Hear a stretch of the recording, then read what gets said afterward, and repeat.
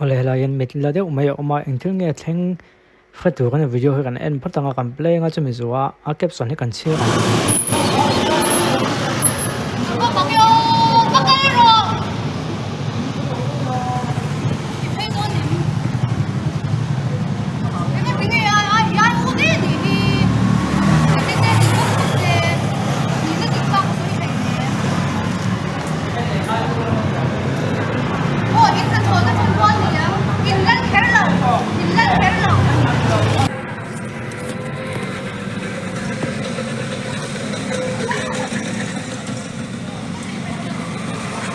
nghe om zian yang o in lal khar lo wa ma ka o ngati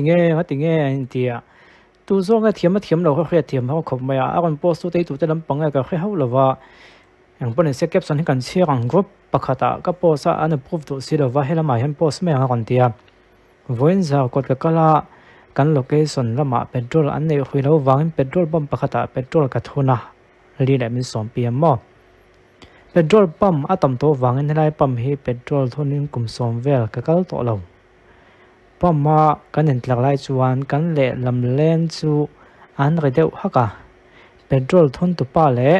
scooty nei tu pa chu an lo in nial ni in amu tuina caption a siam ni mel kan lo chiang an petrol thon tu chuan ka thun don lo biak lian pama va thon ro u a ron dia scooty chuan ka thun lawang ta hian ka thun don atia helai hian thu pakhat ma i nei lo ka thun lawang a kon ti ani petrol pump lam pang khan mo chuan scooty khan ka scooty thun hun ania min dilai rang ani kha thun ro kal lawang atia petrol pump a pakhat zok chuan in kha ro ring deuh thaken ngak pe lo chuan heta in thun angai lo bia ka petrol pump a in thun thei o customer te chun ngoi ta thopa te chuan tha tak chuan an in thon sak le maya thil danga an lo in nial le nge chu ka khalo scooty tlam phei chu loading te tin awa auding le a scooty phok mai chia khian lo having za point zang na nge in ai upa nia nge hon ti boi zia ti na lo ma chona ke po ka va phei thiam pa nge in thu le hla ni tin scooty khal tu chu ka va zota min thun sak lok du lova mon mo veula ka ti khan thina ke ma alo ti scooty chu atlan chuak le maya chu pa bok chuan ding te awati de a petrol thun tu pakhat po chu a phei tel ve a mai chia bok chuan alo ma chon le a video kan hmong khin ta ni petrol thun tu staff te kha no pangten la ni sia khatinga publica le ngal buinan chol tuk mai kha mak ka te le mai scooty nei tu pa khalo pok let vai sen pani khan an sual kon ngal don te chiang rang mai kha wang khan ngoi a chunin ka khia ma se a khlo chuan a ve khopang ai no pangin in sual pui cho mel zeta an mel rom vel kha chu kut in thlak vai isra chuan petrol thun tum tu te kha scooty nei tu da magan tang thupin ka ring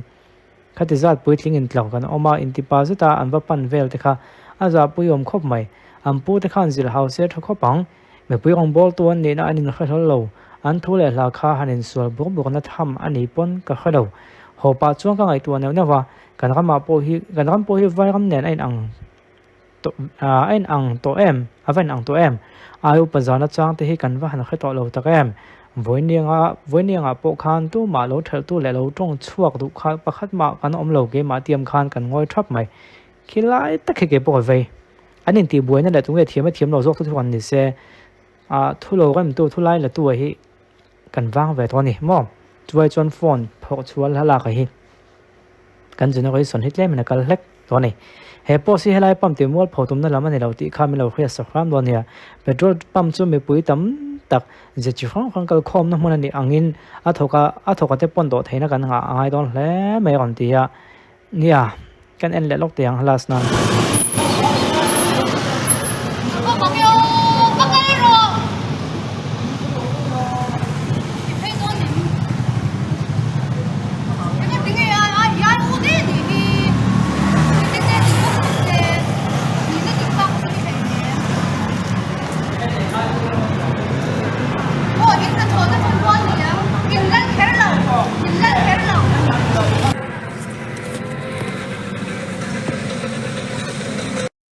va boy thla comment kan chiar lok tiang ka soi bel wak thelo ne zo ma chung customer ten azuak tu te kan khe hei chu dikna chin om tunlai no pang han ti ve khangla hei chu ai pa za lo tang khianin ma ka chhe yo mai a zangena petrol pump wa ang ve mun ma tang chuna pump nei do te hian an nau te hi om da mo han khil ve se thave mi pui rong bol tu ni chu wang chuan zol do taka mi do kham tu kan ni zo ko sin le a poi thrin ngai mai kan se bel le tu chu kan khovel thang le chang kang zela hian thang thak te hian ai pa za na kan la cham hei chu dikati ai pa za na la cham ti chu dik khop mai ai ang la ya nge kan pop na lai ka khalo le zangena petrol pump ni mel voi ni za chulung olo de vin ngoi ka chu ve to pakhat zok chu kan suinge zana petrol full thun tu khin ka kala oman tamlo wangin ka huna thleng ma ka thun tu kha fullin o ka tia thun ve mai poka a thun lak lo lai chuan tingil ro ati niom tak hi ati niom tak ni atong zoi sia earphone ka wa bok nen lai ro ka ngai thalem lova a soi ka khalo chu engmo tin ka changa vin tak chuan scooty kha tingil ro ka ti min ti ngal vak maya thoi tak chuan o so ri tin ka tingil ve maya a mel tum hala a thin rim ha ngot ka ting ke full nu po du tok lo chuan som nga man don la lai mai chu atin liama ka thin na tu ta lo khan ewa che moi lo ve ka pelo top ton che mani le ka tia engtin ma mi chan le tla lo wang khan ka in thlakung le devin petrol pump me ta in ziak za chu ka peng ka kal ta ni an huwa ka ngai to chun lung oi che chuang lo ka lung oi che chuang lo ma se a chaw ve ni nge tin ke ma zo ka in fui ta zo ka ma ko chu he tiang hian min ti ve se song ka thin tu tok lawang thubel petrol pump dang tam taka anin dot dan uluk taka enin ain dot dan anga min pek thun line zangena chaw hi in dot lo le nung ami te jok pe ma sanul nul thrin an ni rum khat phei chu kan hnung ami vek tu hu lo som chuan a pe ma sa hoite kan sir zel chon tu te mon mol pho don ta du tok tiang mi pui te hian kan khaya ang ka ring kha mi chin ha ka du tok anga hei soi to na tu tan chuna hol ko na thlak ve thina ting hi mo chu wang chuanin mi vati mol pho kham hi kan tuman ni lawa ama ko chu thil moi lo le thil dik lo hi I tak la na ngai ve thuna chan chu ka tiang kha tu emo in chan tu nei lovina lo tong ve le theya a victim an om tam ma zel ma siam thata ni thei takin ti ta pon kan han tak lang ve ni e ole ingai dang comment lama lo sei te le september thla tan bik o akumza chi hi ka chiang lawa ma se som sari chu la kai ka ring chi lo kan so patient han tia en kol dam to chu nia ma se atak sa chu chak to lo vio ama mo phei chu tam lova ma se ma le ma in en kol ani wangin pui chu ngai ro phian thung chumi wanga donation ti sakan nia khoilai mi nge ti ro kan ti dam pa ngai kan thu pa nga ya kan trampui lo kha chu ke ma ni du than na nia an chung ko din hun tlang pui chu thala ka kan tak la nang hi ni ye en le khole september tha chung chu kan ti de kap lo don ne o